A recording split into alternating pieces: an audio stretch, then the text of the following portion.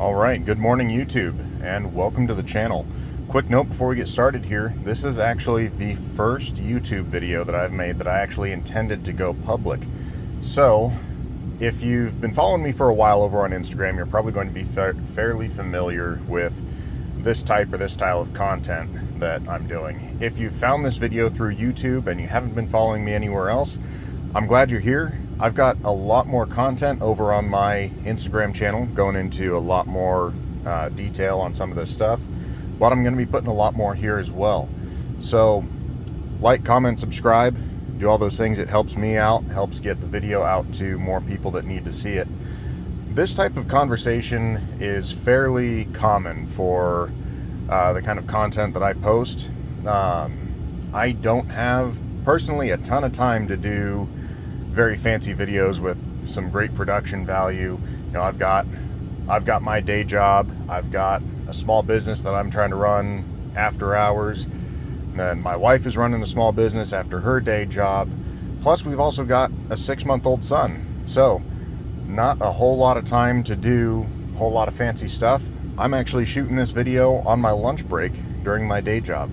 But anyways, getting into the topic for today, I got a great question in my Instagram DMs yesterday, and I was thinking about it. I could have gone into a lot of detail responding to this message, but it ended up being it was going to be a better option to just make a full-length video, because I think this is something that a lot of people could get some good information out of. And essentially, what this gentleman was asking was, what kind of radio licenses do I personally have? What is my plan for kind of SHTF communications? Because he's trying to sort this out for himself, and he was checking out my content, a lot of the videos that I do, and he was saying from my videos and from my pictures, it looked like I was programming some private talk groups. So he didn't know if I was using ham or GMRS or business license stuff, and he wanted to know what my opinion was, what I plan to do. And short answer is yes, all of it. I have basically all the licenses. Getting into the long answer though, preparedness communications can really be broken down into two categories. You have MCOM and you have TACCOM, emergency communications and tactical communications. Now, I describe those two as emergency communications is there is some type of emergency going on right now, either with me or with someone else, and I need to try and reach out to anyone in order to get help. And tactical communications is going to be, I just need to communicate just with my people within my own group. Before we get too much further into this, I will explain that the FCC has a rule or a clause that says that anyone, it essentially says, and I'm paraphrasing here, it essentially says that anyone can use any radio on any frequency in the event of an emergency in order to gain help, in order to protect life and property. So a lot of people will tend to focus on the in an emergency part of that clause. And they'll say, well, I don't need any licenses because in an emergency, I can use whatever I need to do. The thing to keep in mind there is that an emergency is not as broad of a definition as some of us might want it to be, or some of us might think it is, based on what we intend to use it for. They specifically say that it's in order to help protect life and property.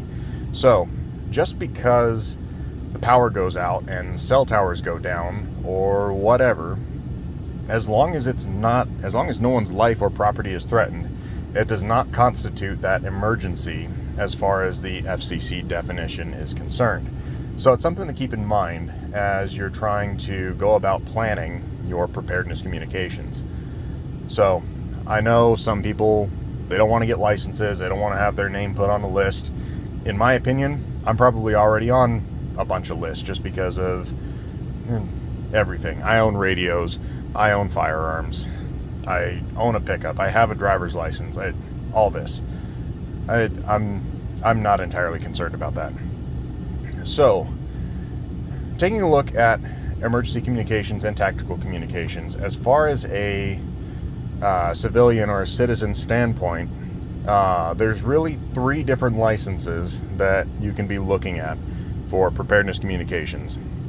Those are a ham radio license, a GMRS license, and a business itinerant license. And we're going to break those down here a little bit, and I'll tell you how they kind of fit in with emergency communications and tactical communications. So a ham radio license is probably the license that most people are familiar with, or most familiar with the concept of. Ham radio in general kind of describes the whole environment within the radio community itself. It describes a number of bands within the radio spectrum that have been set aside for amateur radio users in order for experimentation and hobby use. You've got frequency allotments all the way from HF up to UHF, some getting into the gigahertz range. Not really going to worry about those. But essentially you have coverage over a wide range of frequencies. So ham radio, in order to get the ham radio license, you have to take a test. You have to fill out the application with the FCC. You have to study for the test. It's fairly technical. It's not super technical so it would prevent anyone from really getting into it. There's a ton of study guides out there online that can help you get into ham radio. So, in my definition, the ham radio license falls almost solely under the emergency communications category, because in order to legally use any of those ham radio frequencies, you have to have a ham radio license. Just because you have a license doesn't mean that you or your family members are covered. So, in order to use those frequencies legally, you have to have that license in your name. And there's rules that you have to follow along with that in regards to how often you're supposed to identify with your call sign, so on and so forth. The great thing with ham radio for emergency communications is the ham radio world. Ham radio operators will put up their own repeaters at their own expense, and sometimes they'll do it as a club, and that's kind of besides the point. But there are ham radio repeaters really everywhere, all over the country, and there's lots of different resources that you can use to try and find those repeaters, and they're meant to be public use for anyone who has a ham radio license.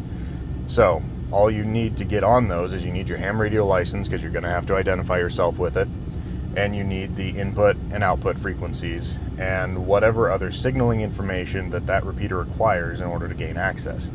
You can use sites like repeaterbook.com, the one that I normally use, to figure out where in your area those repeaters are and all the information in terms of getting them.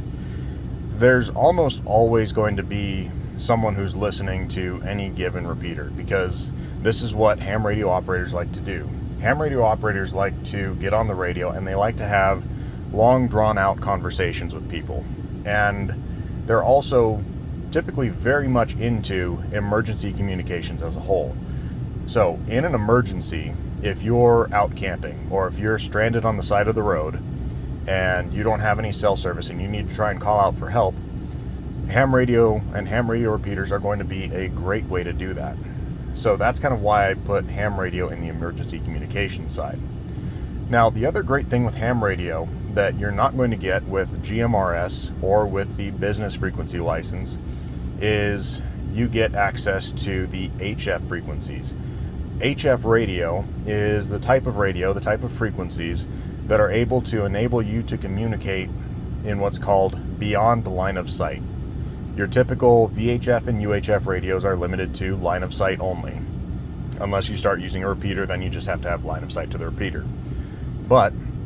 So HF is the type of radio that can allow you to communicate across the country, across the world even, just depending on, and HF gets kind of technical too. It will depend on the time of day that you're trying to use it. It'll depend on the frequency that you're using. The atmosphere and the space weather actually dictate what frequencies on the HF spectrum work at a given time. But if you're using it properly, you can really enable some very great, very reliable, and very robust communication methods that don't require any of the typical infrastructure that we're used to seeing or we're used to interacting with on a daily basis. So I can tell you right now, if the cell towers in my area were to go down right now, I have ways at home via HF radio that I can reach out to a number of different contacts that I have throughout the country who can help to get me information and can help to pass messages from me along to others. This is a capability that you don't get with the GMRS license or the business license. Now, in order to be able to use HF radio, you have to have a general class ham radio license. That's going to be one step up from the bottom level technician license. Like I've said, there's tons of classes online and tons of study guides that can help you get prepared to take the test for these licenses. And they work extremely well. So, ham radio is going to be primarily meant for emergency communications. I don't necessarily consider it for tactical communications because personally, I don't expect everyone in my general area that I might want to talk to, I don't expect them all to go out and get a ham radio license, because in order to do that, it really takes a fair amount of commitment and a fair amount of effort to actually go and get the license. And if we're being completely honest, most people do not have the same drive that we do to start getting some of this going. And that's going to be where, like, the GMRS license comes into play. Now, the great thing about a GMRS license is it is a single fee for the license. There's no test required.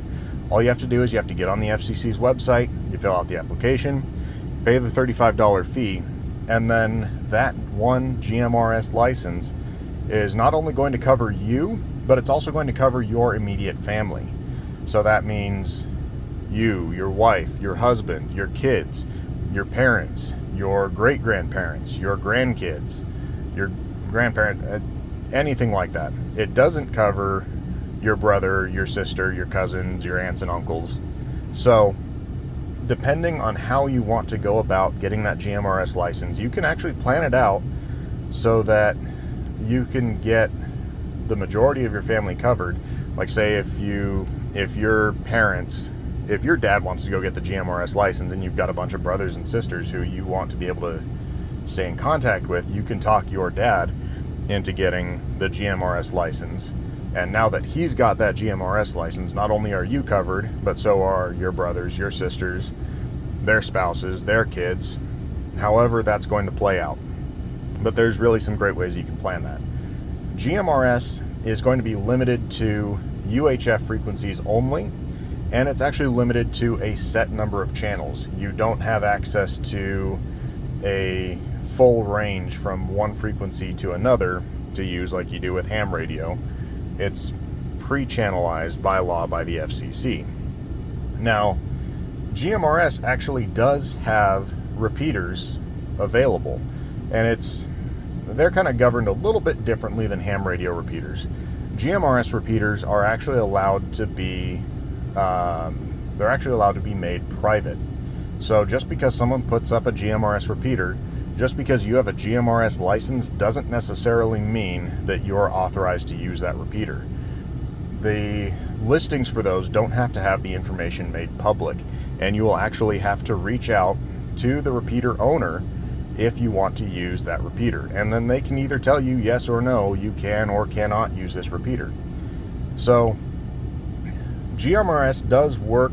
It does have some applications for emergency communications from that standpoint. I think emergency communications tend to rely heavily on repeaters because it kind of makes essentially one specific location, almost like a chat room where there are going to be people kind of hanging out and listening who might be able to help you in an emergency. GMRS also really kind of fills some roles in the tactical communication side because it's now something that you can realistically plan out with your family and be able to use it legally and have one license cover all of you. The The only drawback to planning just on GMRS for right now, I would say, is GMRS repeaters are not as common or not as widespread as there are ham radio repeaters. There's going to be much fewer options there. So you'll tend to see, if you start looking at a map, like on mygmrs.com, if you start looking at a map of the different GMRS repeaters, you might only see a handful of them primarily located around larger population areas. They're not as common in some of the rural areas, and it's still kind of picking up momentum. There's people putting up new GMRS repeaters basically every day. So it can kind of fill some of the emergency communications role. It can kind of fill some of the tactical communications role. So GMRS is a great option there. Very low barrier to entry. You've got everyone in your immediate family covered by your one license. So going with GMRS is a great option. Now, the third license option that I've mentioned is the business itinerant license. So this is going to be an entirely different class of license that you have to get through the FCC, and they're intended for business use. So primarily business owners or businesses in general are going to be applying for these licenses. I have heard of individuals just using their name alone as the name for the license, and personally I don't have any experience with that. I applied for it with a business name, and that license is going to have a little bit of a higher barrier to entry. It's not quite the same as getting a ham radio license. For one, the cost is significantly higher. The cost on a business itinerant license starts around $170, and it goes up from there depending on how many other frequencies you choose to add to the license.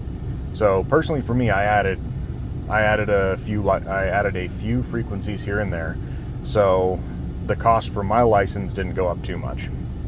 But the benefit with a business itinerant license is once you have that license, you can technically authorize anyone you want to use those frequencies under the authority of your license. So if you get a business license, you can allow your immediate family, you can allow your extended family, you could allow your friends to use your business frequencies. And when you get this license, you're going to have to kind of briefly mention what your business use for the radios is. So it will probably help if you have a business, or if one of your friends has a business that could realistically use radios as part of their normal business operations, to apply for that and use that reason listed in the license. Now, the other thing with a business license is you will actually have to list which frequencies it is that you intend to use. This is where it's going to start taking a little bit more research. You'll have to know which itinerant frequencies, I'll explain that term itinerant in just a minute, which of those itinerant frequencies are actually frequencies that you'll be able to use. There are certain requirements with some of those frequencies. Some of them can only have a certain power limit on the radios. Some of them you can't go above 35 watts. You also have to know what are called emission designators for the modes that you intend on using. Now, what the emission designator is it is I believe a 7-character alphanumeric code that identifies the specific mode that your radio is using to transmit, whether it's wideband FM, narrowband FM, DMR voice, DMR data, hybrid DMR transmissions, voice and data. Then you've got P25, you've got P25 voice, P25 data, hybrid P25, you've got NXDN, all of those different modes. Whichever modes you're going to be using, you then have to list that emissions designator on each and every one of the frequencies that you're applying for. So doing this application actually takes a little bit of time. I think it probably took me about 2 hours to do my application. So make sure you do your research on the business itinerant license before you go out and start trying to apply for one, because there are going to be some things to know that will help you before you start doing the application. So, like I've said, I have all 3 licenses for a number of different reasons. And a preparedness communications plan shouldn't just be single-sided. You shouldn't just limit yourself to ham radio only, or GMRS only, or even business only. Because with the business license, you're then only going to be communicating with the other people who you have authorized to use your business license. You're not going to necessarily be able to use those frequencies to reach out for help in the event of an emergency. That's where the ham radio license is going to come in, or the GMRS license if you have active repeaters in your area. And like we've said, ham radio isn't necessarily going to be great for tactical communications, because you can't realistically expect all of your people to go out and get a ham radio license so you can use those ham radio frequencies. Something else I forgot to mention. Another benefit to going back to the business itinerant license. On the business itinerant frequencies, that is frequency space and channels where you are legally allowed to use encryption on your radios. Ham radio and GMRS, you are not by law allowed to use encryption. It's prohibited on those bands, actually. So if you want to use encryption, you need to be using the business license. Now, going back to the term itinerant for the business license, sorry, I'm kind of jumping around here. I'm not scripting this or anything. I'm just talking. So, on the business itinerant license, the itinerant frequencies are a preset pool of shared frequencies for business use that is applicable across the entire country. So, when you get the itinerant license for those frequencies, you are not guaranteed exclusive use or exclusive access to those frequencies.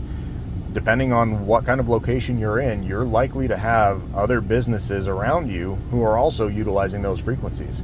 So you're probably not going to have very private conversations. Now, sorry, that's probably the wrong description.